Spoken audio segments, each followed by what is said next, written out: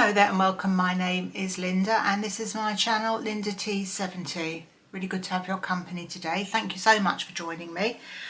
Warm welcome to all my regulars, and if you've just found me, thank you so much for joining me. Right, so today's video, I've had a bit of a busy week, so this is kind of, well, there's a couple of things I wanted to talk to you about, but I've kind of put it together at the last minute. So, but one of them in particular, one of the things I'm going to talk about is quite interesting, well, very interesting to me, and it potentially is for you as well. But first of all, we'll start with a bit of frivolity. So yeah, this week I've had a lovely week. It's been half term in the UK, and children have been off school, and I've been out to 3 lunches this week, which has been really nice. Couldn't film anything because of course of the other people in the pubs and restaurant, and also with children, and it's, you know, it's not always easy, is it? But had a nice week.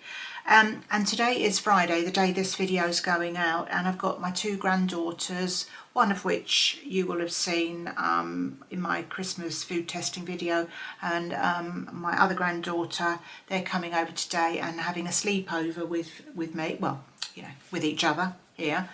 And I think their cousin, who is my 11-year-old grandson, is coming out to spend some time with them today.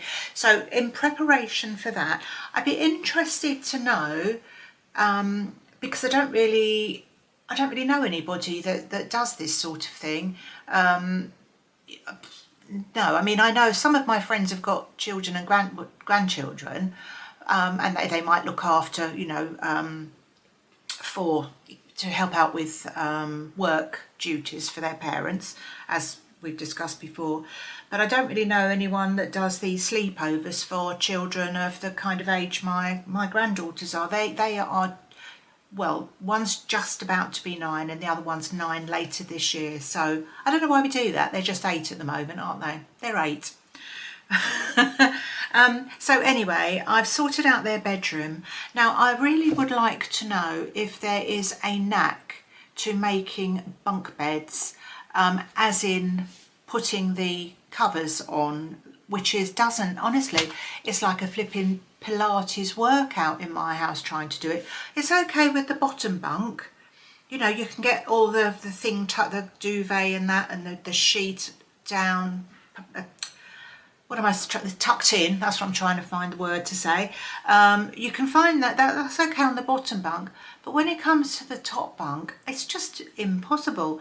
The room that my granddaughters sleep in it's probably got too much furniture in it, because most of my rooms have got too much furniture in, but there was furniture in this room that's now being put there because it was just easier than getting it all down the stairs and getting it to the tip, to be quite honest. So but you know, there's plenty of room for the bunk beds, but it's just trying to get them out so I can tuck the top duvet down the side, because it just looks really messy to me. And I wouldn't describe myself as OCD, but it'll half grind my gears. I remember having bunk beds as a child when I was quite young with my sister, and they were, we used them as bunk beds, you know, one on top of the other for quite a long time. But then there was when we got a bit older, they were able to come apart. They sort of unhooked, the legs unhooked. I can't really describe it, but you probably know sort of what I mean. This would be 1950s, 1960s bunk beds, and we could use them as 2 single beds. And the bunk beds I've got for the girls, they're supposed to do that. But when you do separate them, one's about that much higher than the other. So, you know, they're ridiculous, really. But anyway, I'd love to know if you've got a tip. I might show you what I mean if I think of taking a bit of footage at the end, and you'll know what I mean. If I have to use those sort of pokey things, you know, the things you pick up when you've dropped something on the floor and you can't reach it. I have to use those to sort of poke it in. Anyway, I pulled it all out today and it nearly killed me. So there we are. So yeah, if you've got any tips for that, that would be great.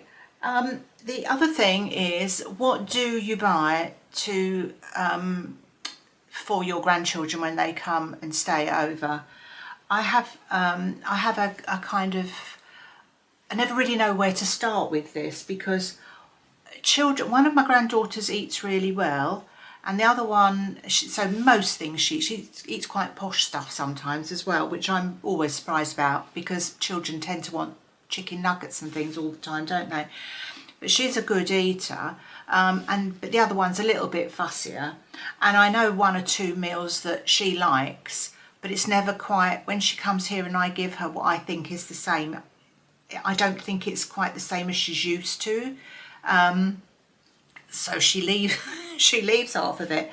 Anyway, I've kind of gone, I'll show you what I bought.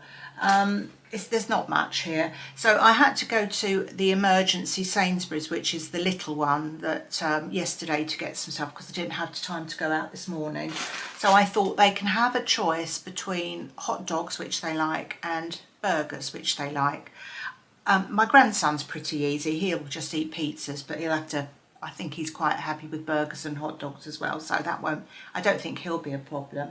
So, sorry about the rustling of paper. So, oops. So I bought some burger buns for the burgers. Now the hot dogs, would you believe it? And it's not even as though it's barbecue season. I couldn't find a single flipping hot dog bun in Sainsbury's. It's not a big store, it's not a massive store, but it is a proper supermarket. It's not like one of those corner shop things. So I bought these paninis, but they're not going to do, are they? Because these, you have to heat these up, and even if you don't, there's a bit too much bread, isn't there? So I've asked my daughter to pick up some buns when she drops some hot dog buns when she drops my grandson off later, or her boyfriend will do it, one of them. Then I bought, I'm never quite sure what they want for breakfast. I've already got cereals in the cupboard that have, you know, Weetabix and some honey thing. But I know one of my granddaughters likes these. Now, if you're thinking, this isn't very healthy, Linda, is it? Those children's teeth are going to rot and fall out before the end of the weekend. And the way I do these girls' sleepovers or children's sleepovers is, especially with the 2 girls now, they're getting a little bit older, I just basically let them eat and drink, apart from, you know, wine out the cupboard or anything, eat and drink what they like. It doesn't have to be healthy. If they fancy it, they can have it. It's for one night, and they can go back to being told to eat their broccoli tomorrow. So that's kind of the way I look at it, because I do want them to come and visit me when I'm in the old people's home, as I often say. So I want to keep on their good side. But so we've got a choice of bready stuff there. And then I thought desserts. And last time they were here, I bought these nice little chocolatey things from the supermarket. But they didn't really have anything much yesterday. I don't know what it is, what's going on in that shop. So I bought a choice of either this type of stuff, which again, it's not good for you, I know that. But their kids tend to like this, don't they? Tell me they like them. Vanilla chocolate balls, Muller yogurty thing. Bleh. Or this, which is, I've got a choice of 2 things. The coconut collab, choc and cream, whipped and smooth chocolate ganache, topped with velvety cream. I know, it's the stuff of heart attacks, this sort of thing, isn't it? And then I bought 2 jars actually, because there's 3 of them. These sort of hot dogs. And I always think with these hot dogs, everyone says, oh God, you know, they're made of all sorts of, I mean, I don't look at the ingredients on this sort of thing. People say, oh, they're made of all sorts of terrible things. But I think if they like these, actually I like these. I know they're probably not, I mean, but how often do you eat them? They don't eat them all the time. I've almost never eat anything like this. Even if we have a barbecue, we just have normal sausages in a bun. So if they like them and they want to eat them, so they've got a choice of these. Sorry, I mean, you can see them, can't you? Know what they are. And bought some burgers as well,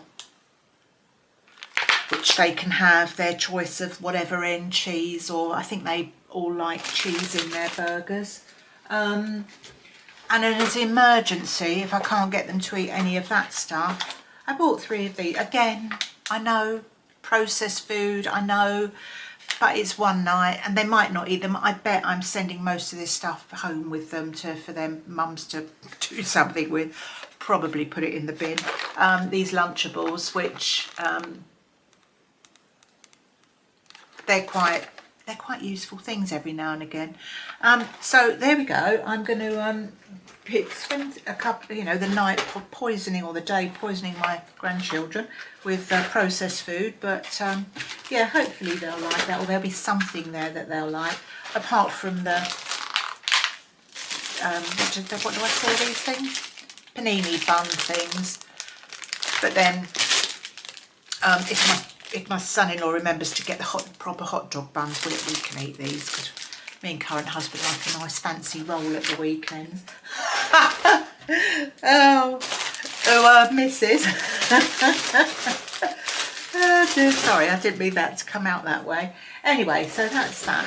Right, talking of big fancy rolls, I also wanted to talk to you today about these weight loss injections. Now, I know everyone's going on about this, and there's some of the ladies that I watch, and I'm sure you watch them as well, that are taking, have already started taking a course of these weight loss jabs, in drugs, weight loss drugs, the ones that you have to inject on a weekly basis, I believe. And now I'm kind of in two minds about all this, and the way because obviously I'm overweight. The one thing in my brain about being overweight with me is I generally speaking forget that I am, because I'm not sort of struggling with anything much. I do struggle, if you'd ask me to climb up a really steep flight of stairs, I would struggle with that, but that's more from my hip than my weight, although of course the weight doesn't help, I completely get that. But other than that, I'm kind of all right. I don't have any, as far as I know at the moment, any weight related problems, although I'm always told to lose weight when I go to the doctors. If whatever you go for, they say, oh well, you should be. So I'm fully aware, and I have lost weight in the past, like everybody. I never really diet, but I just changed my I cut out alcohol, and I changed some of the stuff I ate. I think my problem is more portion control. I do eat a very large meal, and so I did lose some weight before, went down, I think, well, probably, I was a 22 and I went to an 18, and that was quite good. But of course it all goes back on, doesn't it? I mean, that's the thing with all of these things. If you're not careful and you don't, they're not sustainable, and you do end up getting fatter again. But anyway, I've been thinking about this, and of course the big thing about it is it's an expense that you've got to think twice about, really. So I've written down a couple of comments. I've had a look. I've listened to what the ladies say that are using it successfully on YouTube, and most of them seem to be on this Mounjaro drug, but there are several others. I know Ozempic was one that I think that was the first one we all heard about. Now I'm getting my information from the Witch website. So if you're not familiar with Witch magazine, it reports on consumer issues of the day, and it also tests products. It's a fairly all-round, unbiased, helpful publication. That's where I'm getting my information from. This might differ from things that you've researched, if indeed you have. So I mean, I'm sure, hello Bo, I'm sure a lot of my viewers out there are plus size, because that's one of the niche things about my channel. So the first thing to say with Ozempic, according to the Witch magazine, as I say, that is not authorised as a weight loss jab. it's used to treat type 2 diabetes. So, oh, the dog's scratching again. So the two that they talk about are the Mounjaro, and I don't know how you say it. It's Wegovy, Wegovy. So I'll call it Wegovy. And the way they work is they target receptors in the brain to, and what they do is they make you less hungry. I'm trying not to read this, but it's a bit difficult for me to try and remember it, so I will have to keep looking down and reading it. So Mounjaro is approved for use in the UK, as is Wegovy. Wegovy, like Ozempic, targets one receptor in the body, and Mounjaro targets two. So I think that, well, so according to Which magazine, if something targets two receptors, it's more efficient at you losing the weight, so you get greater weight loss. Now, as far as eligibility on the NHS, it says you must have a pre-existing weight-related condition, e.g. high blood pressure, cardiovascular disease or osteoarthritis. You must have a BMI of 30 or higher. You are encouraged, with all of these things, I think, you're encouraged to follow an exercise regime of sorts and also watch your diet. So it's saying, well, you can have this and just eat anything you like. I think it wants you to take responsibility for, you know, not necessarily counting calories, but just being a bit more sensible with what you eat. You know, the usual fruit and veg stuff, we all know the form, don't we? And Wegovy can only be, according to the Which website, can only be prescribed for a maximum of 2 years. Then you can't take it. Now, some of the side effects, I know that a lot of the ladies that you've watched before me mentioning this, but I'm going about this from the angle that I'm considering doing it, and I'm trying to decide whether it's the right thing or not. So the side effects: nausea, vomiting, heartburn, constipation, diarrhea, stomach pains, headaches, and that apparently affects about 10% of the people who take the drug. There are more serious effects, and of course they have to tell you about all this stuff. I mean, whatever you have done to yourself, if you go to the doctors and they give you a prescription for something, they say, well, it might make you do this, or you might feel this, or you might feel like that. So they have to sort of, full disclosure, isn't it? But they would be pancreatitis, kidney problems, thyroid tumours. If you have retinopathy, Wegovy can make that worse. I think, is retinopathy a diabetes eye condition, something that's exacerbated by diabetes? I'm not sure. This is not any medical, real medical information here. I'm just going by what I read. And also, you can't take some of these things if you're taking certain other medications, so you have to check that out.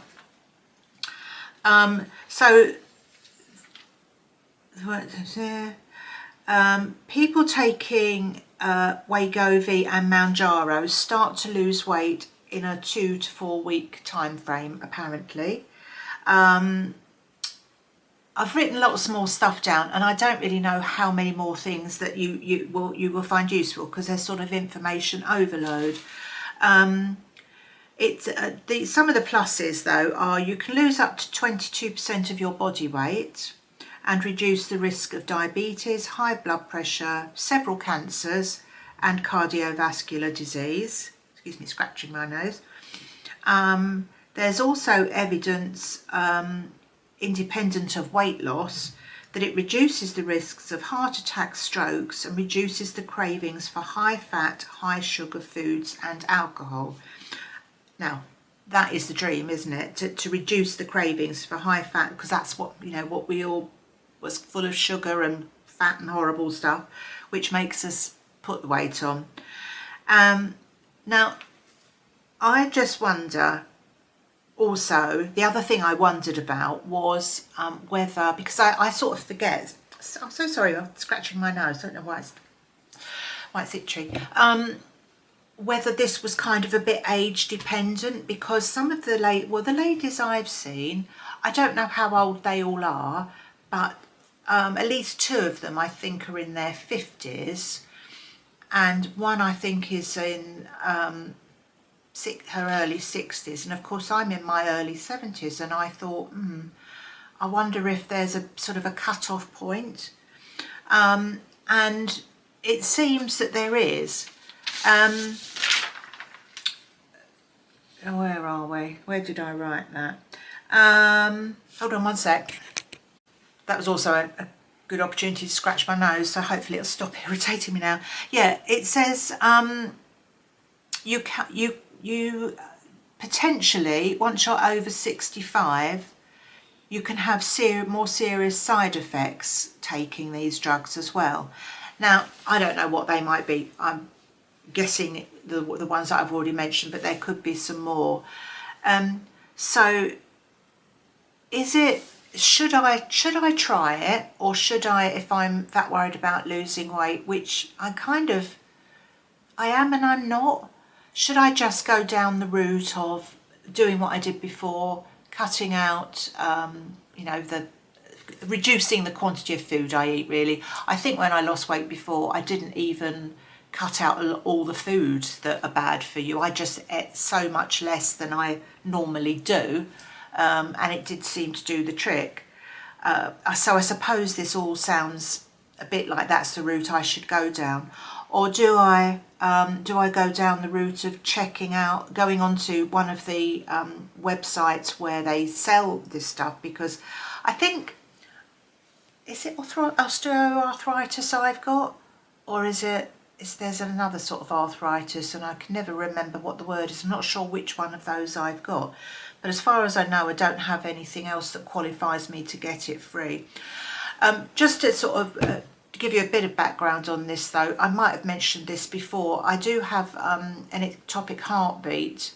I was tested about 3 or 4 years ago because I was getting palpitations, which I'd had for years, and they weren't, and I just associated it with menopause, and they just kept on. And I had a health check. They offered you one of these health checks at our surgery, and I mentioned them, and they went, oh.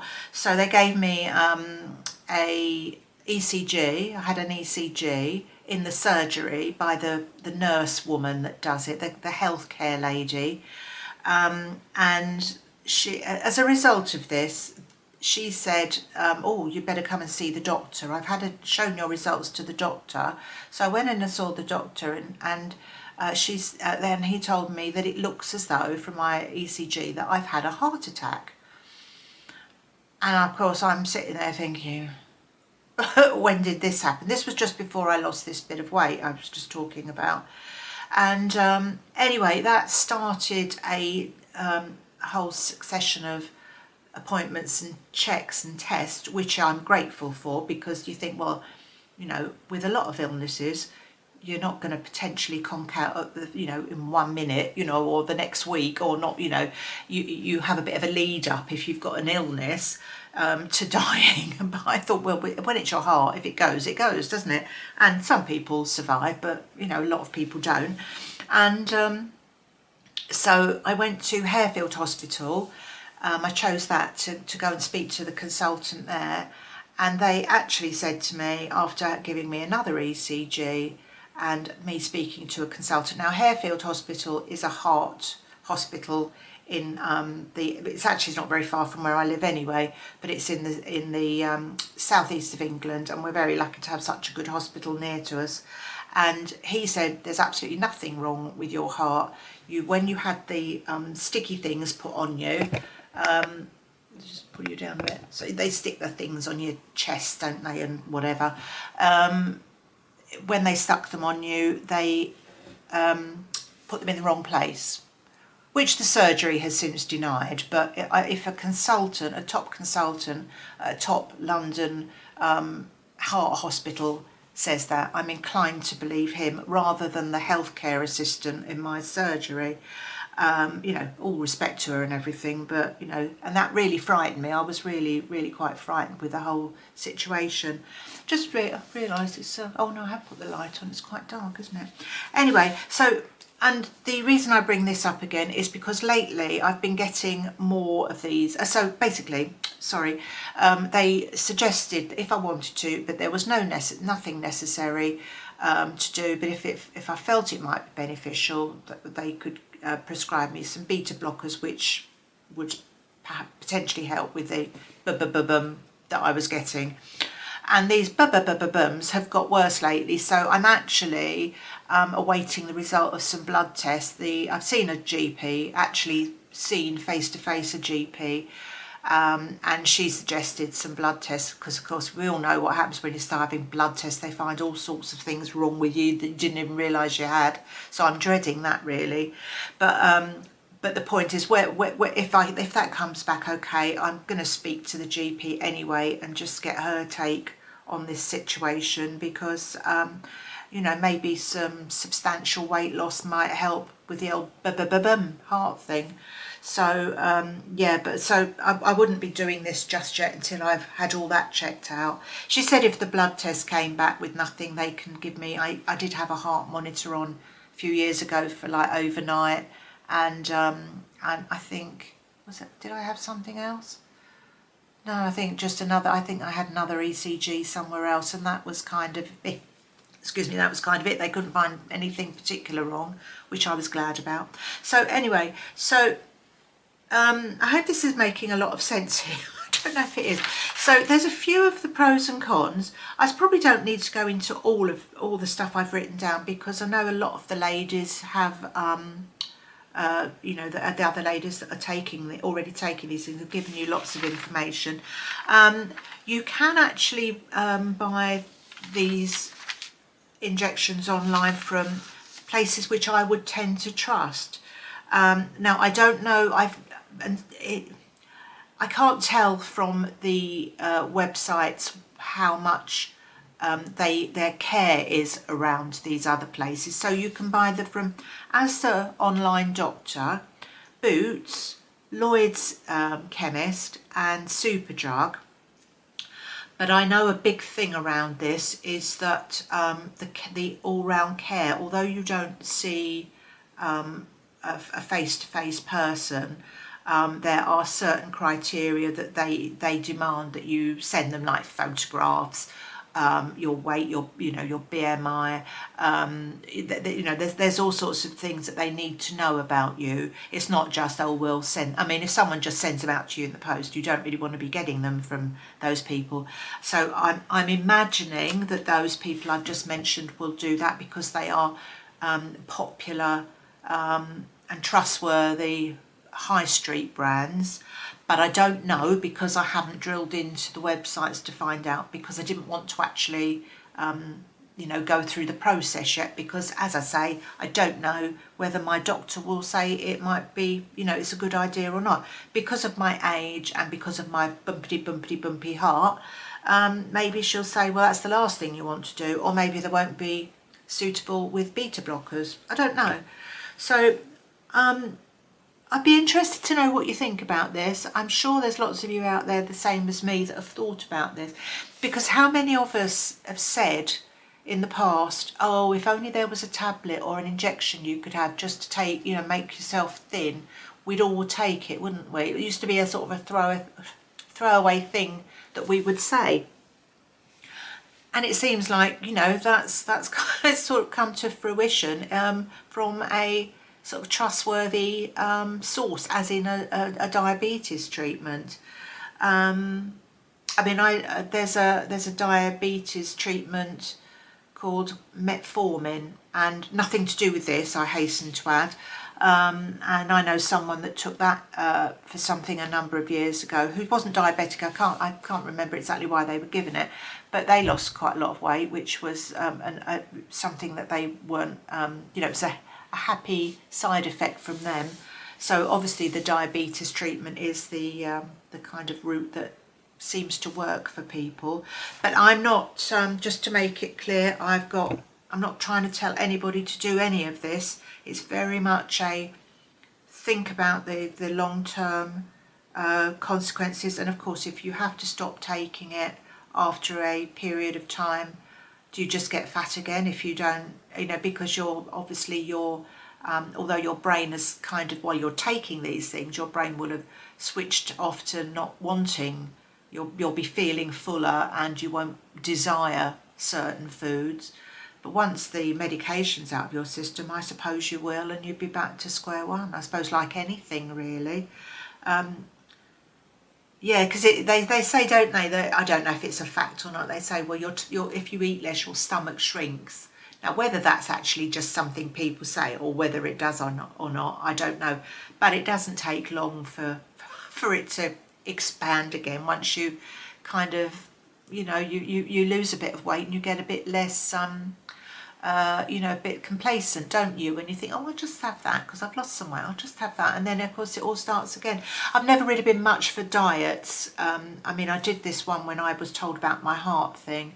It was, as I say, it wasn't a diet, but I've never been really one to go on diets very much. Just every now and again I'd do a bit more exercise or just eat a bit less and it would seem to work.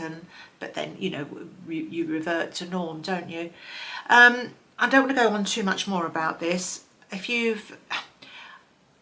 want to double check anything I've said, I did use the Witch, as in the Witch magazine website. There's lots of information on there, but there will be lots of information elsewhere. I've got no affinity to anything here. It's just something that I've been thinking about. And of course, the other thing to mention is, did I write the prices down somewhere? Yeah, this Wegovy, according to Which anyway, starts at around £130 per month.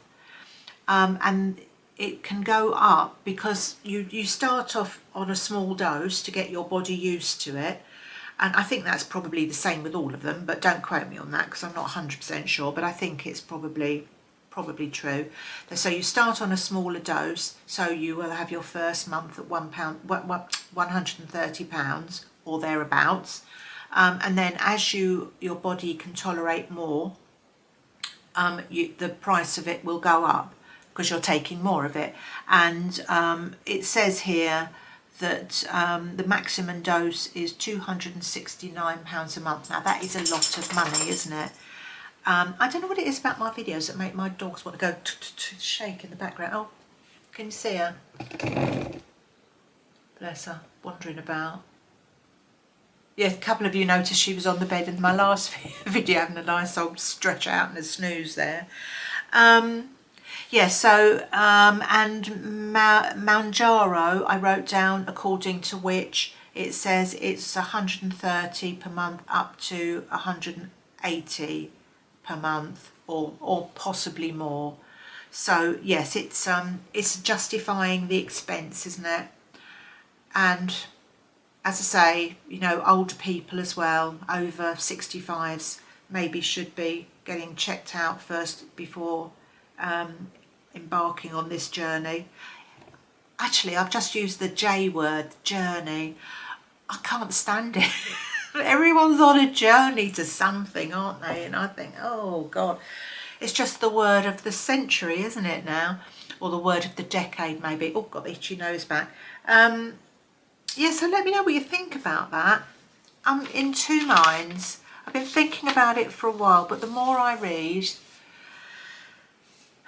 but the key thing is, if it's not suitable for my personal, my age and my personal physical circumstances, i.e., the ectopic beat thing, or potentially something else could show up in these blood tests that I've just had. So I don't know.